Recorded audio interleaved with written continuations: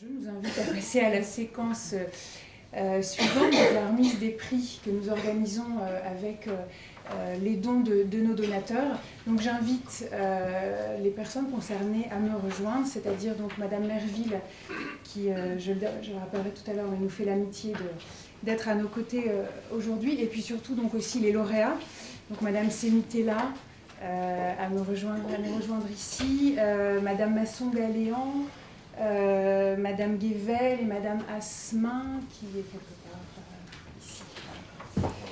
Donc, je leur laisse le temps de s'installer à nos côtés ici. Donc, comme M. Angles-Doriac vous l'a dit tout à l'heure, l'un des thèmes pour le prix, et c'est donc le thème de ce prix donateur de cette année, consistait à primer, à distinguer des initiatives exemplaires et pertinentes et innovantes qui consistent à lutter contre l'isolement social et l'exclusion des personnes qui vivent à leur domicile. En privilégiant deux axes, c'est-à-dire à la fois la diversification des interventions au domicile pour apporter plus de vie au domicile, c'est-à-dire vraiment dans le chez-soi des personnes accompagnées, et en même temps aider les personnes à maintenir une vie sociale, une vie à l'extérieur du domicile, dans la cité. Donc voilà, je passe tout de suite la parole à Sylvie Merville, donc, qui est gériatre à la CNSA et qui nous fait l'amitié pour la deuxième année consécutive d'être membre du jury, qui va donc dire quelques mots sur cette expérience et sur les lauréats avant de remettre chacun des 4 prix. Je voulais vous remercier déjà de m'avoir convié pour ce deuxième jury. Enfin, comme je vous l'ai dit l'année dernière déjà, c'est pour moi très réjouissant de participer à cet examen des dossiers parce que moi qui suis issue du terrain, ça me réjouit beaucoup de constater toute l'innovation qu'il peut y avoir dans des territoires parfois très reculés de notre département, de notre France, pardon, dans les départements, et de voir toute l'énergie que déploient des petites équipes en mobilisant toutes les acteurs de ces équipes. C'est vraiment très très réconfortant de voir toute cette innovation. Et comme vous l'avez dit, c'est l'innovation, c'est aussi la possibilité que ce soit reproductible, parce que bien évidemment c'est aussi pouvoir disséminer ces expériences et pouvoir donner envie à d'autres d'aller dans l'excellence de certaines équipes.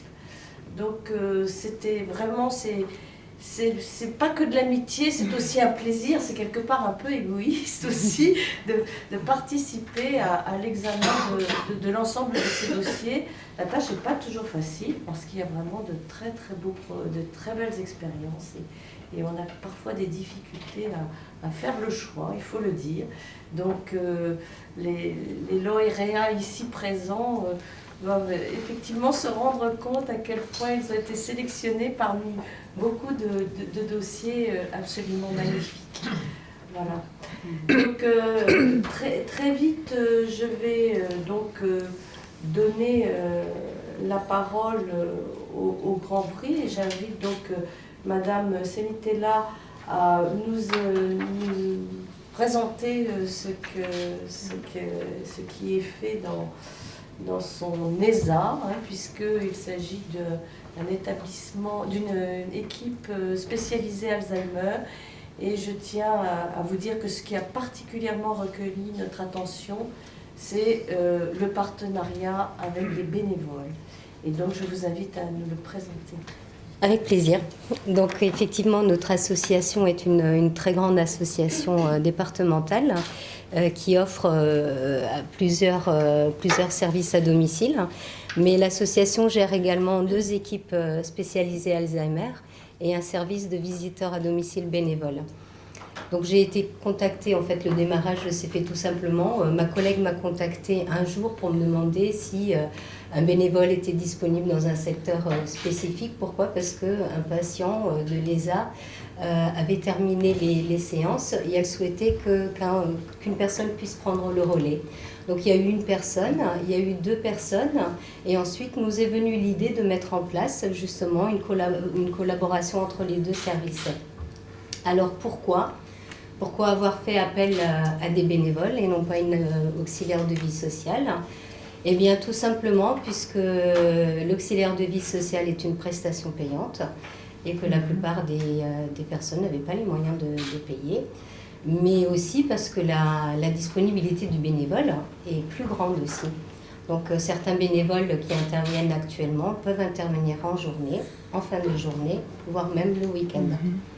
Donc les bénévoles le font vraiment avec une dimension de plaisir.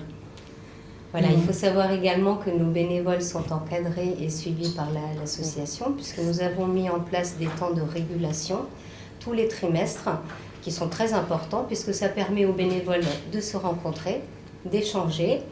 Et donc, ces rencontres sont organisées par la référente du service de visiteurs à domicile, moi en l'occurrence, et également par une psychologue de l'association. Alors, tout bénévole a accès également aux analyses de pratique. Donc, selon les situations rencontrées lors de l'accompagnement à domicile, il peut bénéficier justement de cette analyse auprès d'un professionnel, que ce soit un professionnel de l'ESA ou donc la psychologue de l'association. Voilà, à tout moment, notre équipe spécialisée Alzheimer est à l'écoute du bénévole. Donc il peut effectivement solliciter, que ce soit un ergothérapeute ou une autre personne, donc professionnelle. Bon, très bien. Voilà. Merci. Et je crois que vous allez mettre à profit le prix pour justement renforcer cet encadrement. Alors ce prix nous permettra justement de mettre effectivement en avant les moyens de communication pour nous permettre de recruter un maximum de bénévoles, mais surtout pour les former, pour que l'encadrement soit meilleur au domicile. Très bien. Bah, bravo. Je vous invite à nous rejoindre.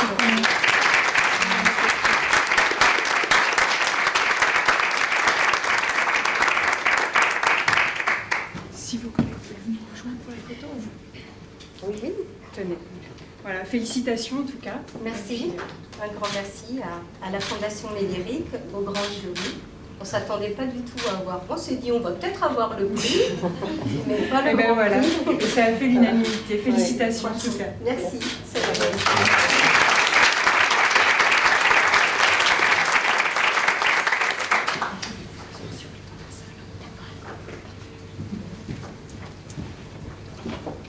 Donc on va passer maintenant au premier prix. Madame Oui. Malvic, vous voulez l'introduire? Oui, donc Rapidement. nous allons appeler Madame Masson-Galéan. Donc là, excusez-moi, je n'ai pas mis.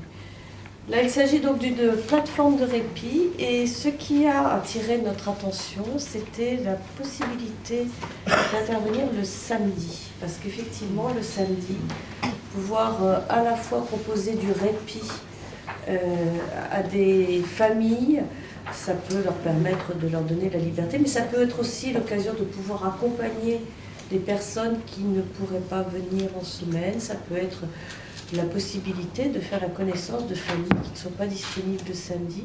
Nous avons trouvé ça particulièrement intéressant de pouvoir mobiliser des équipes en dehors des jours ouvrés, on va dire. Madame Je vous laisse la Masson, parole oui. et nous expliquer. Si vous pouvez nous en dire quelques mots. Oui, alors assez rapidement. Donc la plateforme d'accompagnement et de répit est adossée à un feuille de jour. La plateforme est née en 2013 et tout naturellement les équipes, l'AMP de la plateforme qui va au domicile des personnes a proposé rapidement à ce qu'on puisse occuper les locaux de l'accueil de jour qui sont des locaux dédiés aussi le samedi et pouvoir faire venir des personnes qui ne sortent plus de chez elles du fait de la maladie et des aidants qui ont du mal à sortir avec leur famille, leur proposer ce lieu qui est totalement adapté à des prises en charge et à des ateliers. Et petit à petit, c'est devenu régulier.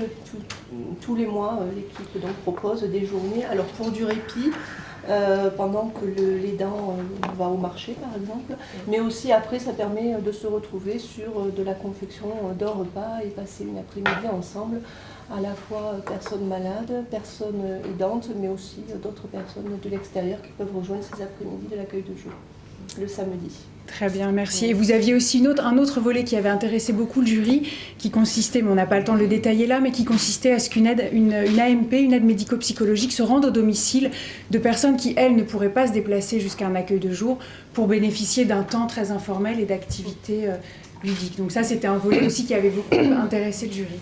Félicitations.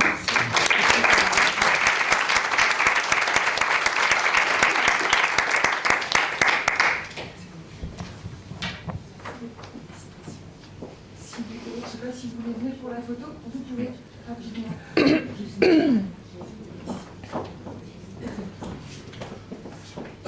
Les deux responsables de l'accueil de jour et de la plateforme.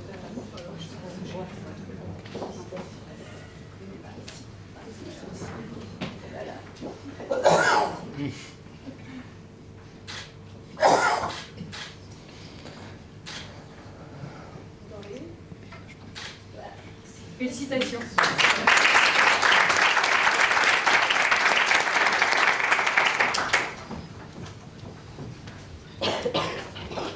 Alors on passe maintenant à un deuxième prix ex aequo, puisque Madame Merville vous disait que nous avions parfois eu beaucoup de mal à départager certains lauréats. Donc dans ces cas-là, les prix ex aequo, ça sert aussi à ça. Donc c'est l'accueil de jour Tibendez en Bretagne. Donc, voilà, peut-être que vous pouvez, Madame Guével, directement nous exposer les grandes lignes de cette action et puis peut-être les pistes pour le futur. Et là, vous verrez qu'on revient.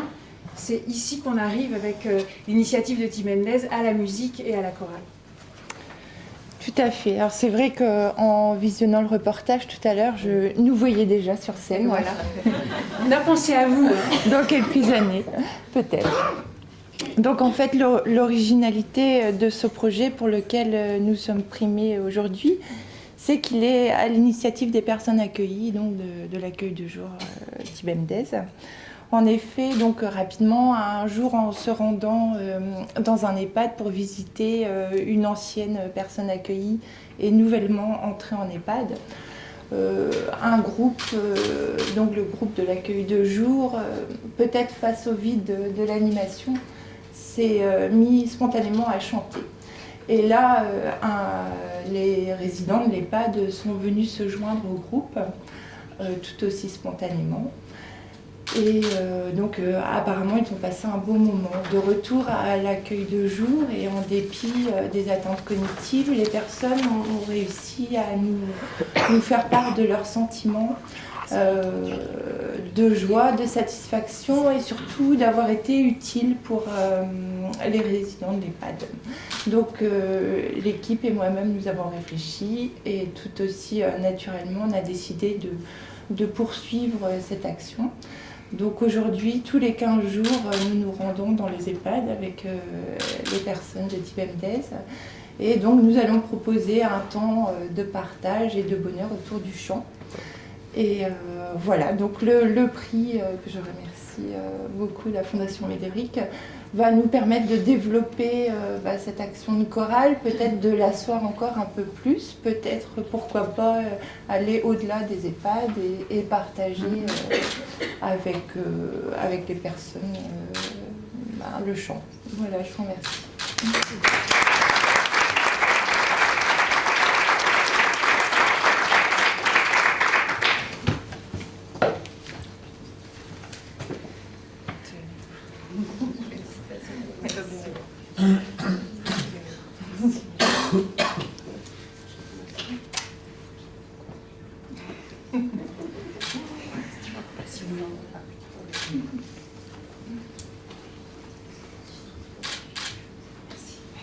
Bravo.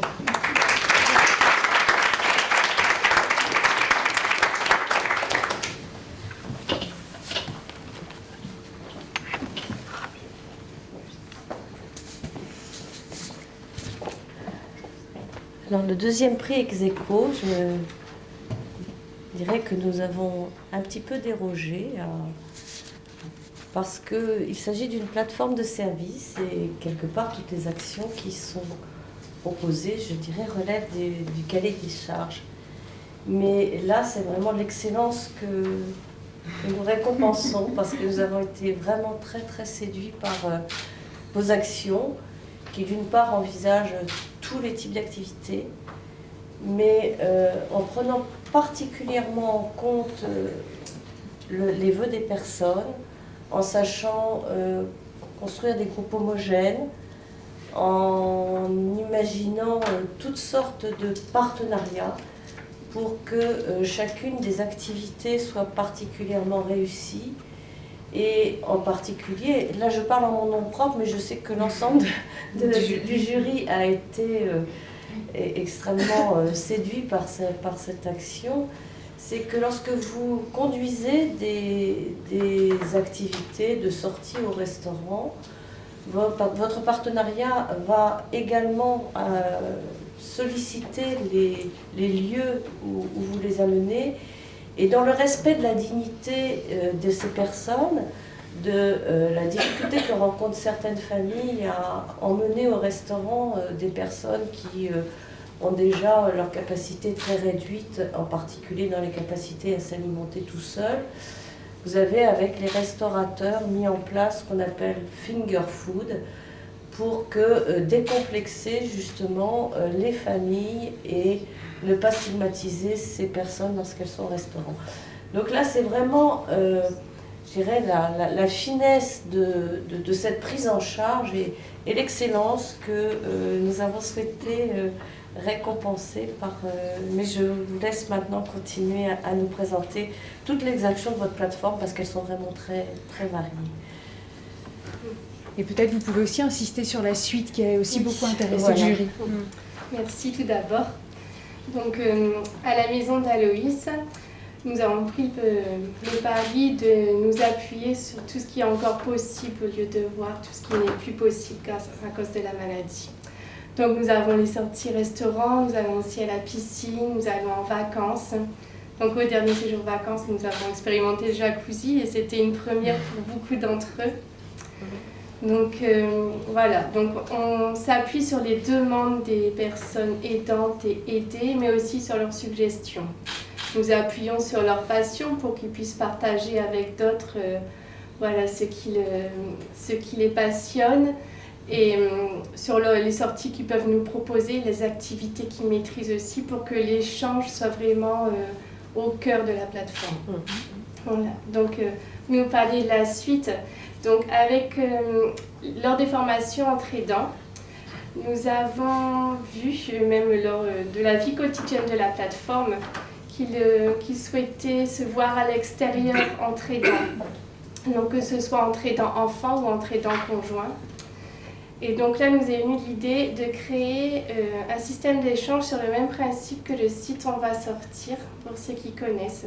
Donc qui pourrait permettre aux aidants en activité de se voir en dehors des heures de la plateforme, donc le soir, le week-end, enfin, comme bon leur semble. Et pour les aidants conjoints, de pouvoir aussi les accompagner dans l'outil informatique. Donc pour ça, on a notre bénévole, donc c'est notre trésorier du conseil d'administration qui s'est porté bénévole pour accompagner les personnes qui ne maîtrisaient pas forcément cet outil. Et donc de développer cet échange où chacun pourra être acteur, soit pour proposer ou pour participer à une action. Et donc nous nous sommes dit, en développant le projet, que ce serait tout à fait opportun de l'associer à un service d'entraide locale. Voilà, où chacun pourrait échanger ses services. Parce qu'on se rend compte qu'au quotidien, quand on a un époux qui est malade, mettre un clou, des vis à la maison, c'est compliqué. Par contre, pouvoir proposer des confitures ou peu importe quel autre service en échange, c'est encore possible. Donc s'appuyer sur les acquis de chacun pour pouvoir au mieux développer la solidarité entre aidants et entre aidés. Voilà. Bravo pour ça.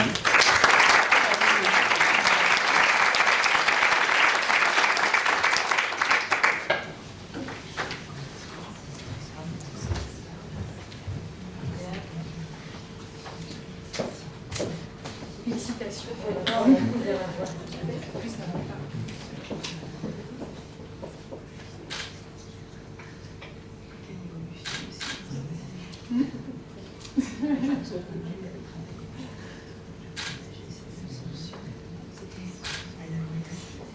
Bravo.